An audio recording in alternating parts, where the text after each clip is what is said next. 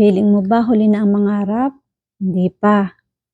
From Acts 2 verse 17, in the last days, God says, I will pour out my spirit on all people. Your sons and daughters will prophesy.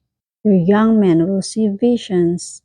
Your old men will dream dreams. Walang expiration date ang pangarap na galing sa Diyos. Hindi hadlang ang edad sa panibagong simula.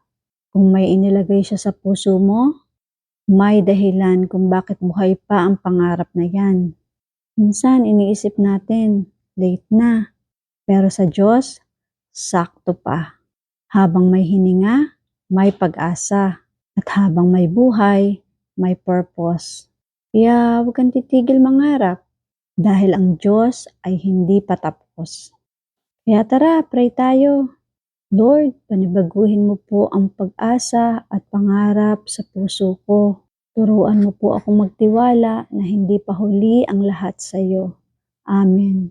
Let us declare, hindi ako titigil mangarap dahil buhay ang plano ng Diyos sa akin. Tandaan mo, no age limit for God's dreams.